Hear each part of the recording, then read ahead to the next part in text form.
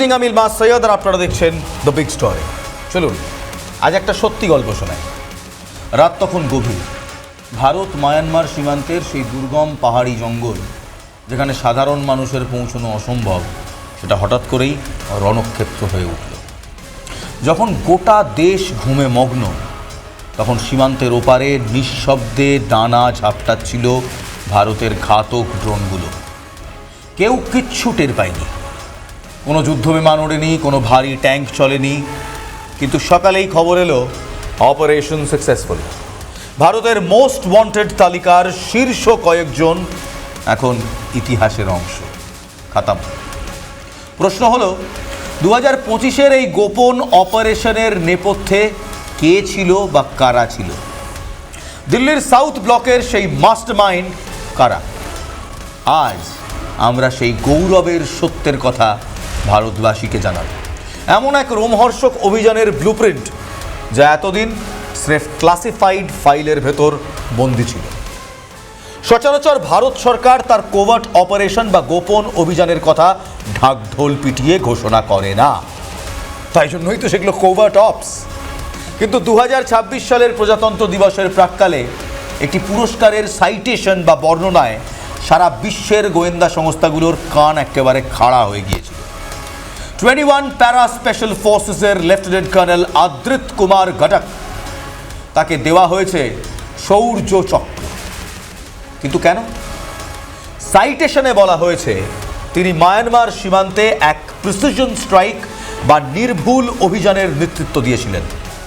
এই প্রথমবার ভারত সরকার আনুষ্ঠানিকভাবে স্বীকার করল যে তারা মায়ানমারের ভেতর ঢুকে সন্ত্রাসবাদীদের শীর্ষ নেতৃত্বকে খতম করে দিয়েছে।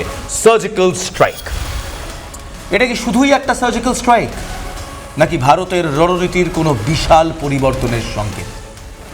আজকের এই পর্বে কোনো সাধারণ যুদ্ধের গল্প শোনাবো না। যেটা শোনাবো সেটা হলো নিউ ইন্ডিয়ার একবিংশ শতাব্দীর রণকৌশলের বিবর্তন। একটু পিছিয়ে যাই, 2015 সালের 4 জুন, যখন মণিপুরে 18 জন জওয়ান, ইন্ডিয়ান আর্মি এবং আসাম রাইফেলসের 18 জন জওয়ান শহীদ হয়েছিল।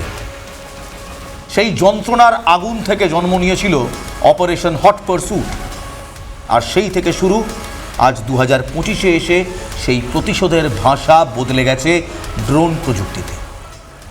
আমাদের আজকের এই প্রতিবেদনে থাকবে কি ঘটেছিল সেই রাতে, কিভাবে ভারতের 70 জন কমান্ডো যমদূতের মতো নেমে এসেছিল জঙ্গলে, এবং আজ কেন পরেশ বড়ুয়ারা, উলফা আলফার জঙ্গি পরেশ বড়ুয়ারা ড্রোনের ভয়ে ততস্থ হয়ে রয়েছে।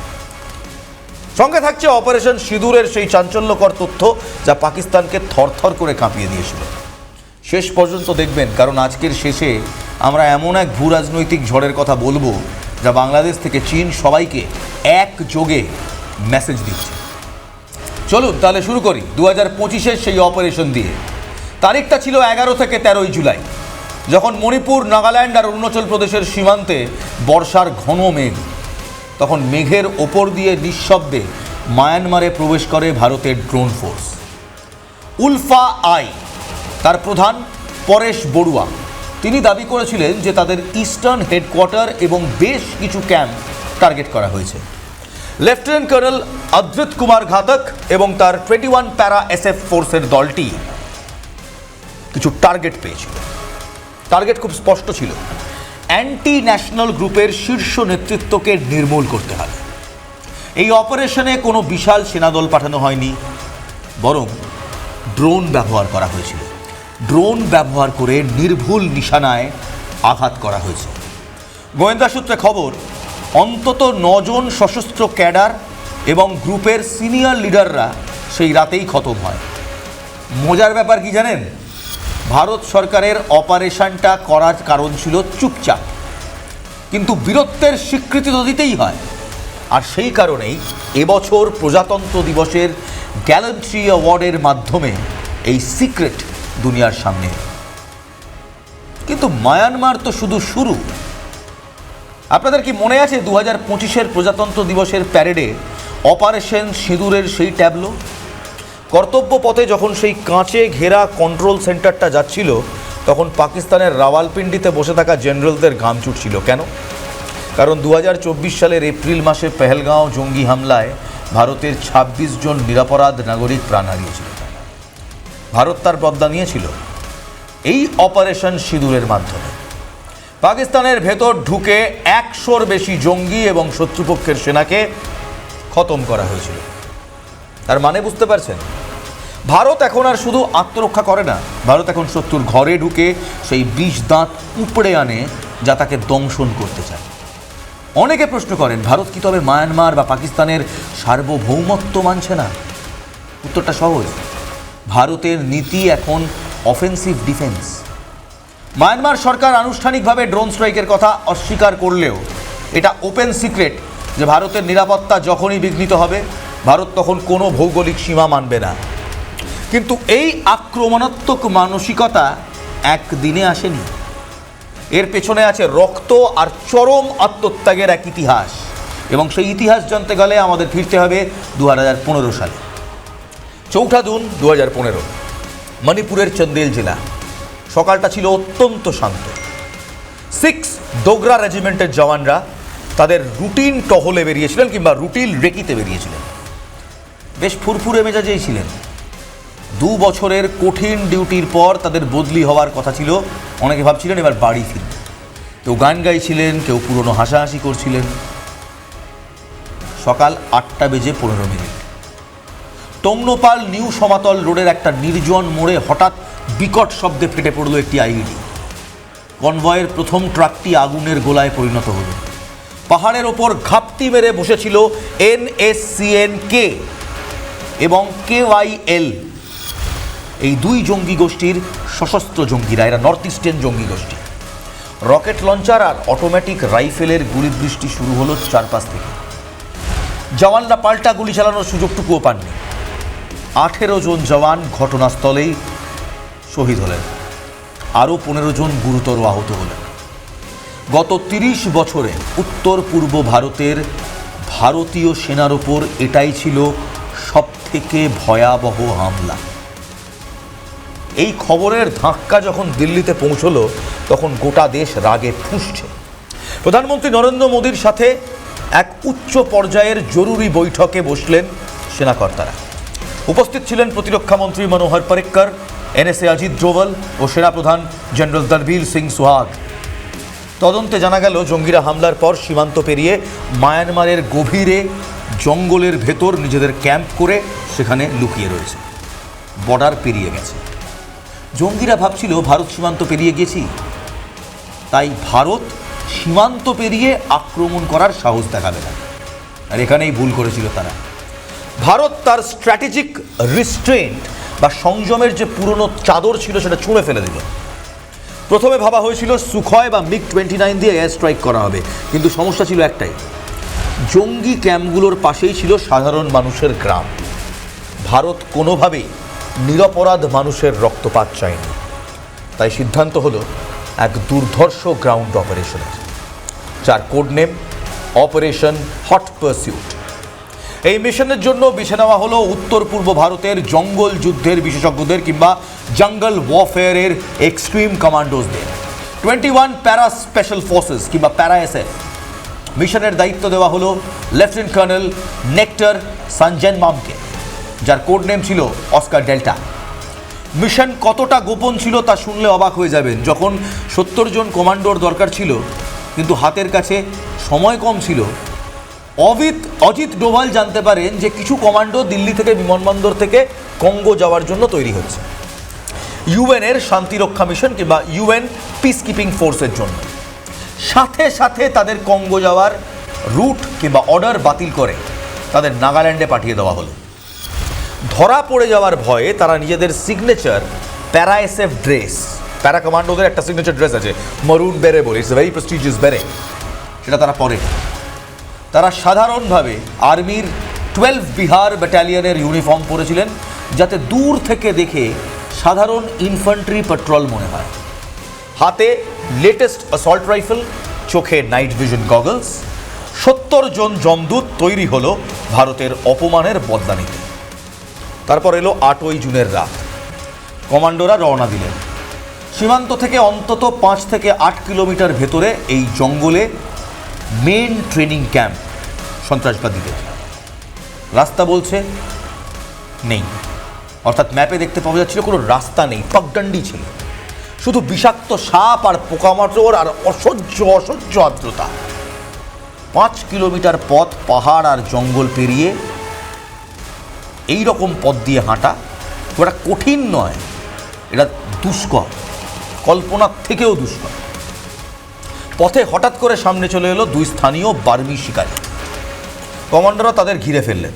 তাদের ছেড়ে দিলে খবর ফাঁস হয়ে যাবে, এই ভয় তাদেরকে ছাড়াও যাচ্ছে না, আবার মেরে ফেলাও বারণ, কারণ তারা নির্দোষ। কমান্ডার নেক্টর সঞ্জেসবাম এক অদ্ভুত সিদ্ধান্ত নিলেন। তিনি ওই শিকারীদের সাথেই নিয়ে চললেন, বললেন রাস্তা দেখাও। এই শিকারীরাই শেষ পর্যন্ত কমান্ডোদের এমন এক শর্টকাট রাস্তা দেখালো যা ছিল জঙ্গিদের র্যাডারের বাইরে।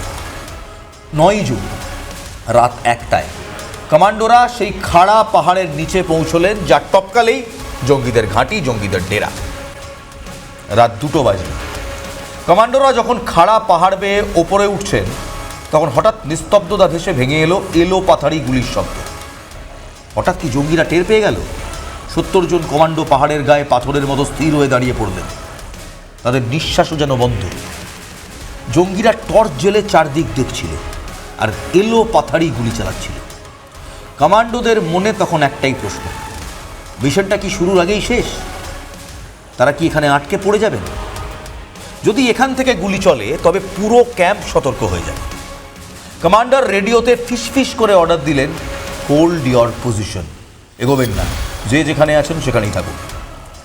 আসলে ওটা ছিল জঙ্গিদের রুটিন ড্রিল। তারা অন্ধকারে আন্দাজে গুলি চালিয়ে দেখছিল কেউ ওঁত পেতে আছে কিনা। ভারতের কমান্ডোদের অসীম ধৈর্য আর শৃঙ্খলা সেদিন তাদের জয়ী করল। ভোর 5টা। ভোর 5টার জন্য সবাই অধীর আগ্রহে অপেক্ষা করছিল, কারণ ওই সময়টাই হলো শিকার করার সেরা সময়। তারপর ভোর 5টায় কি হলো? ভোর 5টা ক্যাম্পের রান্নাঘরে তখন প্রাতরাশ তৈরির তোড়জোড় চলছে জঙ্গি ক্যাম্পের ভেতর। ঠিক সেই সময় প্রথম রকেটটা গিয়ে আছড়ে পড়ল সেন্ট্রি পোস্টে। মুহূর্তের মধ্যে শান্ত জঙ্গল নরকে পরিণত হলো। একদল কমান্ডোরা ক্যাম্পের ভেতরে ঢুকে পড়লেন, অন্য দল বাইরে থেকে ঘিরে ফেললেন যাতে কেউ পালাতে না পারে। কিন্তু ওখানে গিয়ে যা দেখলো আমাদের কমান্ডোরা তা এক অভাবনীয় দৃশ্য। জঙ্গিরা মাটির নিচে কংক্রিটের বাংকার বানিয়ে রেখেছিল, যা ইন্টেলিজেন্স রিপোর্টে ছিল না। সেখান থেকে পাল্টা ফায়ার শুরু হলো, কিন্তু ভারতীয় প্যারা এসএফের সামনে তারা বেশিক্ষণ টিকতে পারেনি। মাত্র 40 মিনিটের লড়াইয়ে 38 জন জঙ্গি খতম। গোটা ক্যাম্প জ্বালিয়ে দেওয়া হলো, আর অবিশ্বাস্যভাবে আমাদের একজন কমান্ডের গায়েও একটা আঁচড় পর্যন্ত লাগেনি। 0 casualty. Operation successful. Commander message পাঠালেন, অপারেশন হট পারসিউট কমপ্লিট। 2015 সেই সার্জিক্যাল স্ট্রাইক ভারতের আত্মমর্যাদাকে ফিরিয়ে দিয়েছিল, আর 2025-এ সেই ড্রোন স্ট্রাইক প্রমাণ করে দিল যে আমরা এখন প্রযুক্তিতেও অপ্রতিরোধ্য। এর আগে দেখতাম আমেরিকা আফগানিস্তানে ড্রোন স্ট্রাইক করছে, ইরাকে ড্রোন স্ট্রাইক করছে, এখন ভারতও ড্রোন স্ট্রাইক করতে পারে। কিন্তু এই মেসেজটা কিংবা এই বার্তাটা কাদের জন্য বলুন তো? এই মেসেজটা পাকিস্তানের সেই সব জঙ্গিদের জন্য যারা এখনও ভারতের দিকে চোখ তুলে তাকাতে চায়। এটা মেসেজ মায়ানমারের সেই সব গোষ্ঠীর জন্য যারা ভাবে ওপার থেকে অশান্তি সরানো সহজ, চীনের টাকা নেই। আর সব থেকে বড় কথা, বর্তমান বাংলাদেশের পরিস্থিতির দিকে তাকান। ডক্টর ইউনূস যদি মনে করেন যে বাংলাদেশের মাটিকে ভারত বিরোধী কাজে ব্যবহার করতে দেবেন, তবে তাকে মনে রাখতে হবে ভারতের ড্রোন এখন অনেক বেশি শক্তিশালী। ভারত এখন আর স্রেফ কূটনৈতিক আলোচনার ওপর ভরসা করে না, ভারত এখন দাবার চাল দেয়। মালদ্বীপ যদি সুর বদলায়, নেপাল যদি ডেমোগ্রাফিক অ্যাগ্রেশনের চেষ্টা করে, তবে ভারতের হোম মিনিস্টার এবং এনএসএর কাছে ফাইল রেডি থাকে। এই নিউ ইন্ডিয়া তার উত্তর পূর্ব সীমান্তকে কোনোভাবেই খ্রিশ্চান কান্ট্রি বা অন্য কোনো বিদেশি শক্তির ল্যাবরেটরি হতে দেবে না। ইতিহাস রক্ত দিয়ে লেখা হয়, ইটস এ ফ্যাক্ট। 2015 সালের যে আগুনের শুরু হয়েছিল, 2025-এ এসে তা এখন দাবদাহে পরিণত হয়েছে। 21 প্যারা স্পেশাল ফোর্সের সেই ওয়াঘনাক আজ ড্রোনের মাধ্যমে শত্রুর কলিজায় গিয়ে বিঁধেছে। আমাদের শহীদ 18 জন জওয়ানের আত্মা আজ হয়তো শান্তি পাচ্ছে এটা দেখে যে ভারত এখন আর মার খেয়ে চুপ করে থাকে না। মনে রাখবেন, আমাদের শান্তিপ্রিয়তা আমাদের দুর্বলতা নয়। ভারত যদি শান্তির জন্য বর্ডার ক্রস করতে পারে, তবে যুদ্ধের জন্য কি করতে পারে তা শত্রুরা ভালোভাবে জানে। আপনারা কি মনে হয় ভারতের এই অফেন্সিভ ডিফেন্স নীতি কি সঠিক? কমেন্ট করে জানান যারা ইউটিউবে দেখছেন। ভালো থাকুন, ভালো রাখুন এবং আরও ন্যাশনাল আপডেটস, পলিসি আপডেটস এবং জিও পলিটিক্স আপডেটসের জন্য দেখতে থাকুন দ্য বিগ স্টোরি। ভালো থাকবেন, ভালো রাখবেন। জয় হিন্দ।